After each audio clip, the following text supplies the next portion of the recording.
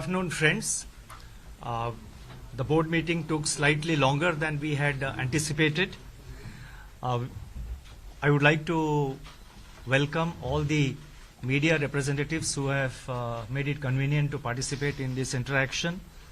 Earlier today, we had the Finance Minister addressing the members of the Central Board of RBI. This is held every year. This is a part of a tradition. But as we were discussing, it is more than an annual ritual. It is an important component of economic and financial policy making in our country, because it demonstrates the importance and the necessity of fiscal monetary coordination in the overall interest of the economy. So we had a very fruitful discussion today with the participation of the Finance Minister and the Minister of State.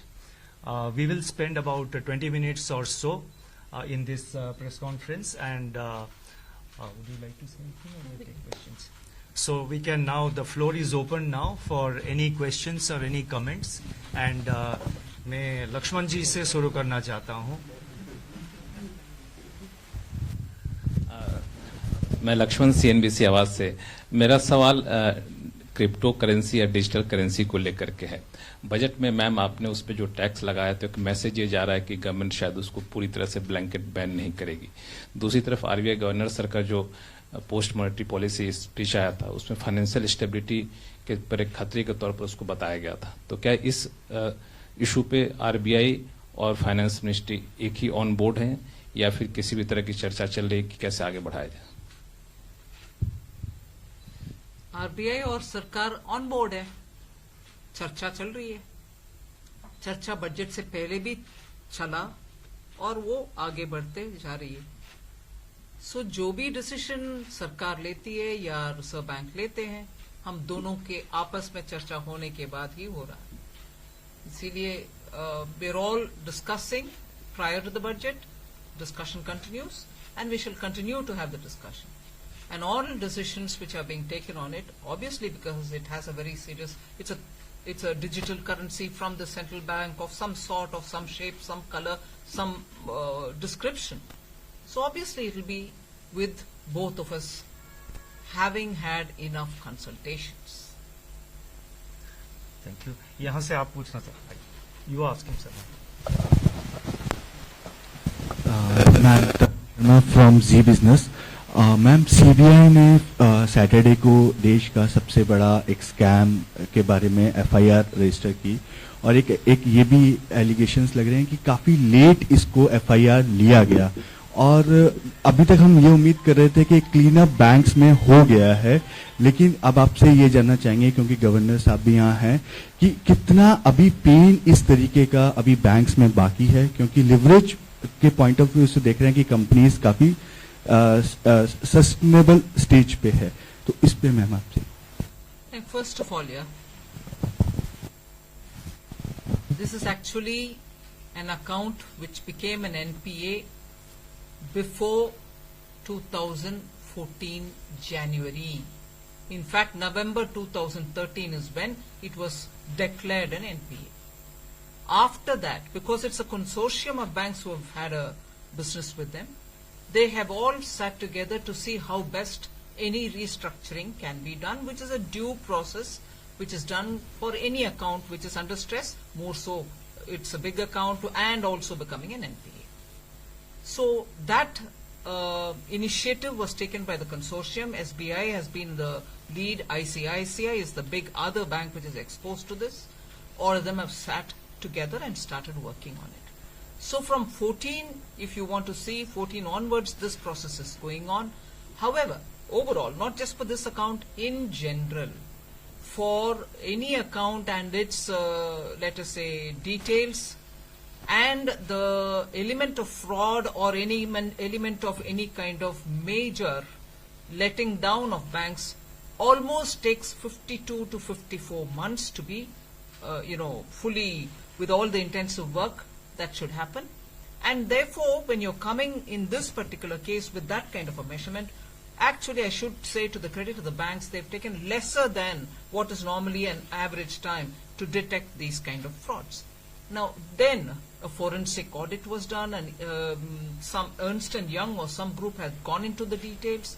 Everything else was, collected and handed over to the CBI.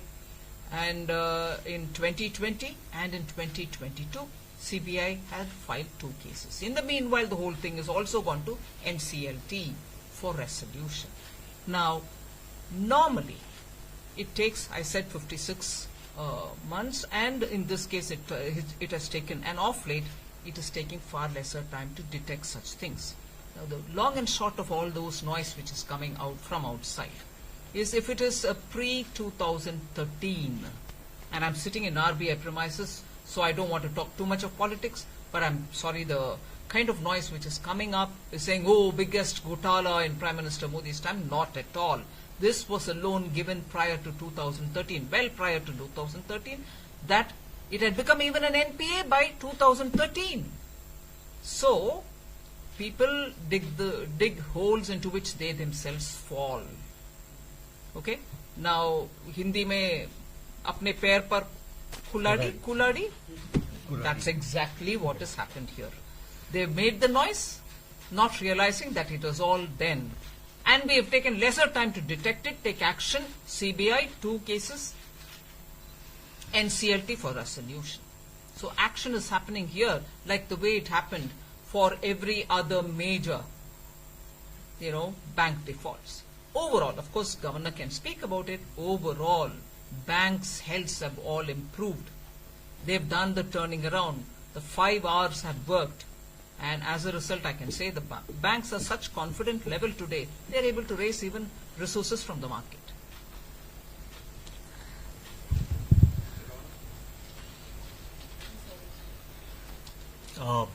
I think Sisir Sinha wanted to ask.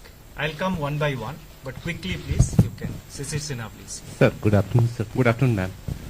My question is that the crude is now at 95.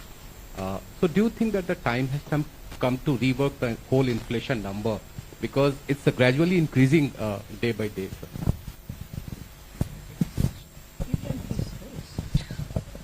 You see, when you do a inflation projection, you assume a certain crude price for the whole year, a particular price, and of course a range of prices. Today morning crude has touched 95. If you start calculating $95 to a barrel and based on that make a projection for 365 days, I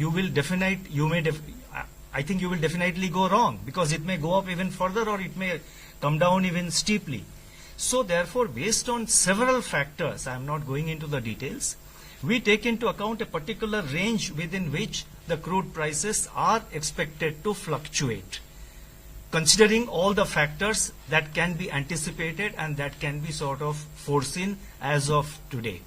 So you have to take a range of prices and do your modeling within that to calculate what is likely to be the inflation during the year.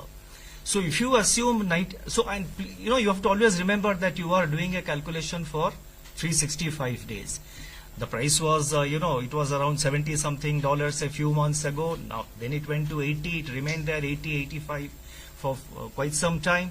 So therefore, all possible scenarios within that particular range, which we, in our analytical models, which we adopt, we take a range of prices, and within that we consider various scenarios and make a projection.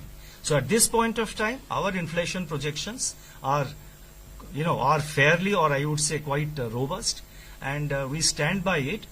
If there is something, of course, totally unforeseen and which nobody can expect, that is different, and we have said that it is contingent on the risk, the downside or the upside risk to these projections is the crude prices. But let me again assure, just at the cost of repeating, we have assumed several scenarios of crude prices and made our inflation forecast. Deepsika ji.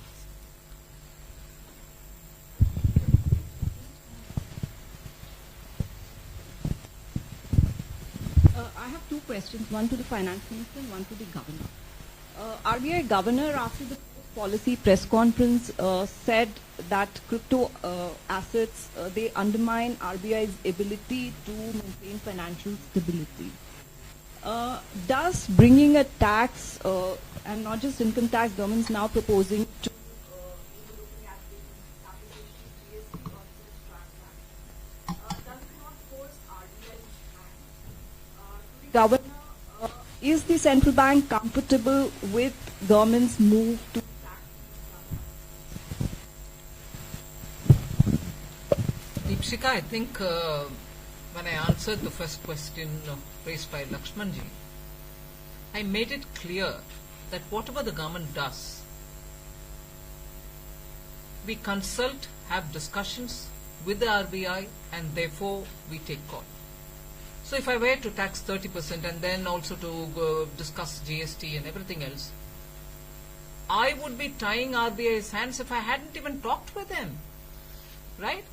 So the discussions which I hold with RBI are gradually and steadily as we move on, also taking the RBI on board or keeping them informed and so on.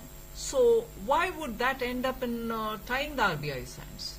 So somewhere I think repeatedly I'll appeal to all the media personnel here that with the RBI and the ministry, not just on crypto, but on every other thing as well. I think in the last few years you would have noticed that there is complete harmony with which we are working, respecting each other's domain, also knowing what we have to do with each other's priorities, and in the interest of the nation. There's no turfing here. I do something which might end up, tying up RBI hand. I think largely I'll request the media to observe what has been happening in the last few years, and I'm sure it is easy to infer that there is a level of, partnering with each other that is happening. So you don't have to have that worry in your mind. And since you addressed that question also to me, may I just say that like several other issues, this particular issue is internally under discussion between the RBI and the government. Whatever points we have, we discuss with the government. Beyond that, I think I will not like to further elaborate. And Aftab, please, you wanted to ask. Good afternoon, ma'am. Good afternoon, sir. I just had one question on inflation. Our budget this year has been extremely growth focused, and rightly so, because we are coming out of a pandemic. But we thought that RBI would indicate a more conservative stance as far as inflation is concerned, and that is how the budget, as a whole policy making exercise, this would be rounded off, one focused on growth and one focused on inflation.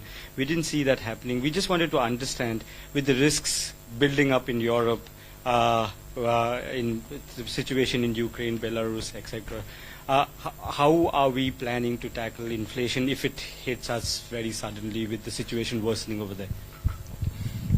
You see, price stability, I have said it in my MPC, post-MPC statement also. Price stability is definitely uppermost in our mind. And price stability basically means maintaining and adhering to the inflation target.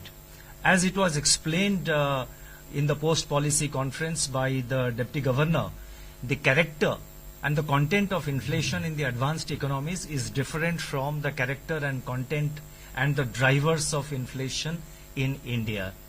And so far as India is concerned, there is in fact one interesting thing which we did point out in our post-policy, post-MPC press conference, which I would like to again repeat. If you look at the momentum of inflation, right from October onwards, last October onwards, the momentum of inflation is on the downward slope.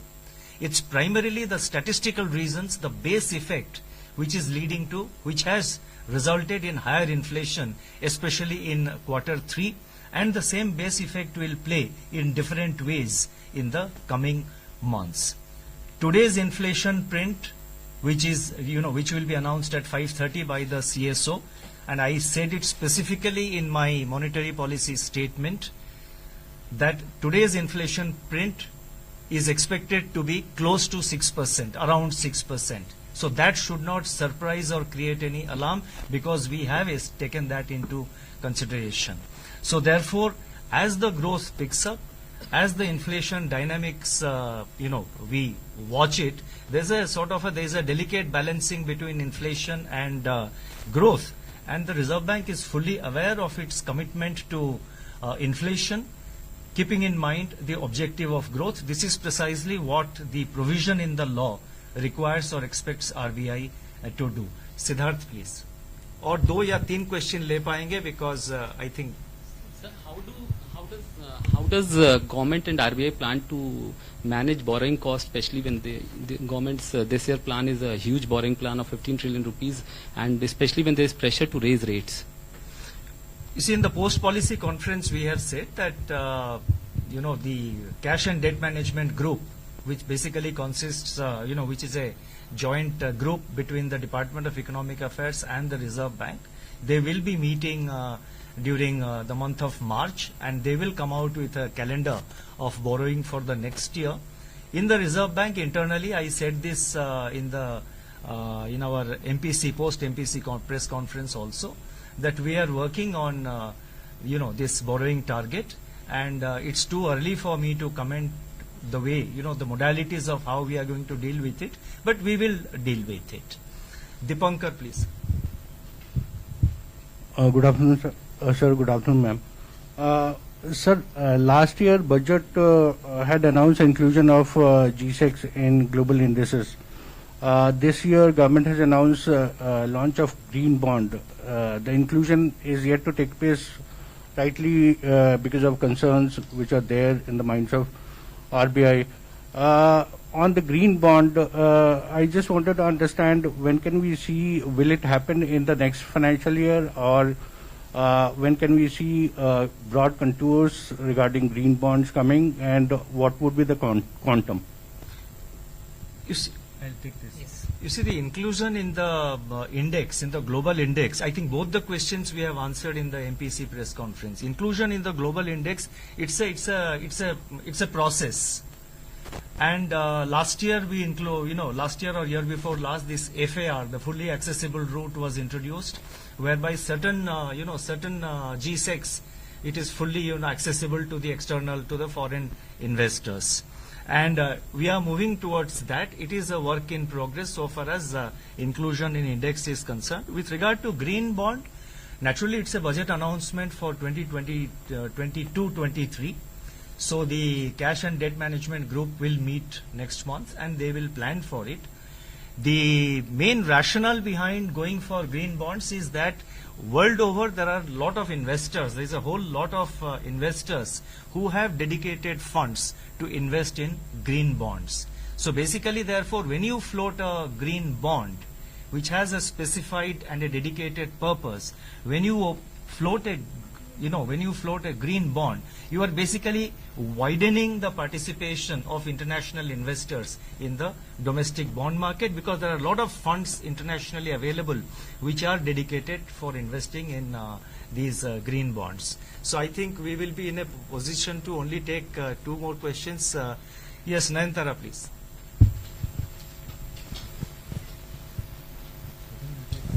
Thank you, sir. So just wanted to take off a little bit from what Aftab and Shishir had also asked. Sorry, yeah. Yes, I wanted to just take off a little bit from what Shishir sir and Aftab had talked about. So with inflation now being at a 40-year high, which you have explained also very nicely, but the commentary coming in from the US, do whatever it takes, emergency rate hikes, things like that, then will we have to respond like that in India as well, because the markets are jittery? Sir, that's the question for you. And Nirmala ma'am, because you're here, if we can, please, the mega LIC IPO, the DRHP that has been filed, I understand the markets, of course, are nervous, but everything on track. The government is not concerned about external conditions at all. Now, so far as you said the markets are nervous, let me just say, you said that the markets are nervous. Now, you will see, and I think already signs are visible. We have tried to be as explicit as possible, and to spell out all details in the way we are looking at monetary policy, the way we are looking at the emerging inflation scenario. the narrative is now slowly changing. People are, the analysis outside is getting more nuanced. There is greater quantum of analysis of each and every statement which we made as a part of our MPC. So we do expect the narrative outside to slightly change. And the content of US inflation, as I said, is completely due to different factors. For example, you have issues of, for example, labor shortage in the United States. You have wage increase in United States, which are primary drivers of inflation. We don't see such things in India. So, and with regard to global spillovers, it is again a very important aspect, and continuously we monitor the global developments, and we are prepared to deal with the global spillovers. The strong forex reserves, which we have about 632 billion of US dollars of reserves, and also I'm not letting out a state secret, the quantum of forex which we hold in the forward market. If you add that, I think India is well placed to deal with global spillovers. Nayantara, you asked me about LIC. And rightly you're cautioning me about what's happening in the global situation with Ukraine, with the crude prices, Fed decision, and so on. Have I understood you right? No, ma'am, I just wanted to get a comment from you on the LIC IPO. No, but in the context of these things developing, right? Am I right? Yes. Only 2 days ago, after I finished the budget, each day after I finished the budget, until 2 days ago, the question that I was asked from the media is, hey, but when is LIC? It's not happening, ma'am. Are you, going to do it? No. And then at that time, world was not very different from what it is today, 2 days ago. Ukraine didn't worry you, crude prices going up didn't worry you, and you just said, where is LIC? I went by Nayantara's questioning me, and I said, get going with it. No, jokes apart, the big decision like that is never taken as a knee-jerk reaction. It requires so many preparations, so many board meetings, so many, talking and complying with SEBI's requirements and so on. So it's done with consciousness. And I can see from after the announcement made, although it's a Sunday, made yesterday, and when SEBI had put it up in their website, this morning's reception, not just through the media, which is what you all know about, there is a positive buzz in the air that the government has committed itself and it's showing it. And because the way in which, in a way, it has been tailored, policy holders are going to get a share, retail investors are going to get a share, and there's this biggest IPO coming out. So there is just an air of positivity which is so required when you're doing some things with the stock market. So I think, lots of things can be creating tensions outside, but this development has kept itself very clearly and objectively looking at a very positive development in the LIC's history. And that's what I'd like to play upon. Sapna Das there, please.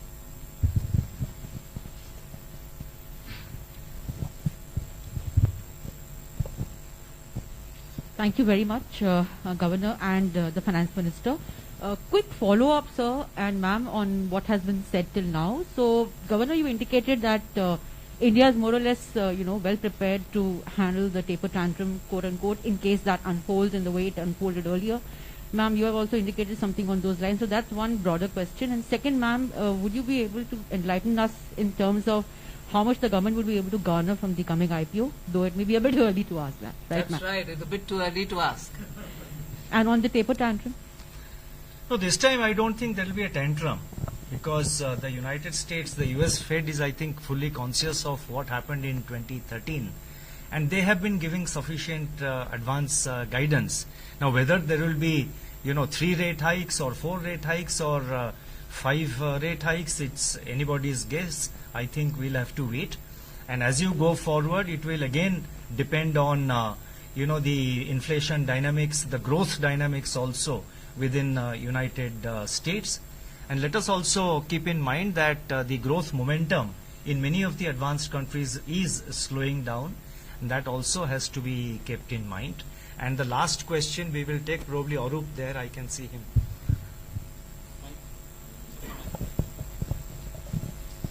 Good afternoon, Madam Minister, Mr. Governor.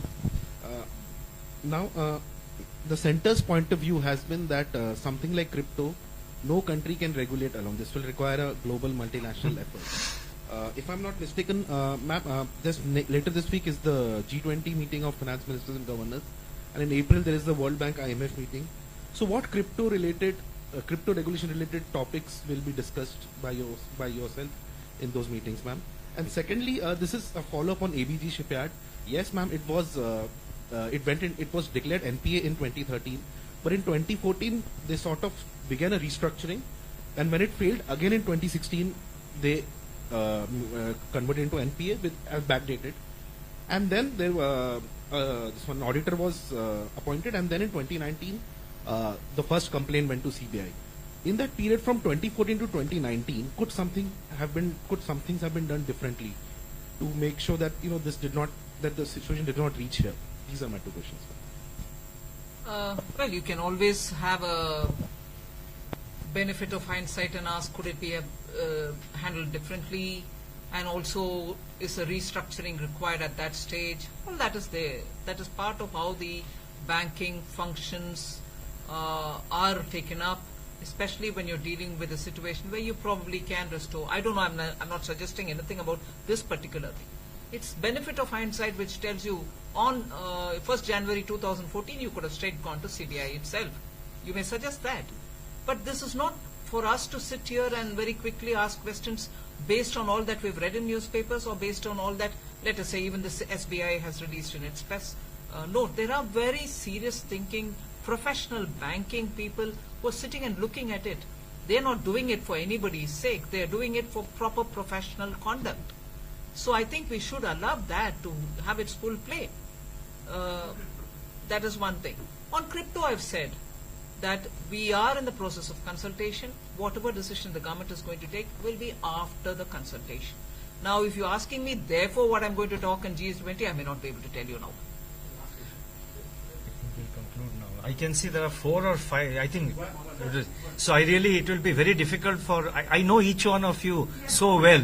It's very difficult for me to now discriminate, but please excuse us because we have really overshot this. And so thank you very much.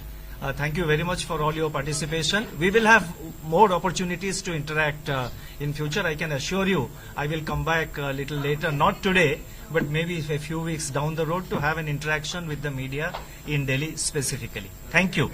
Subscribe to our channel by clicking the subscribe button. Click the bell button and enjoy the latest uploads from our channel.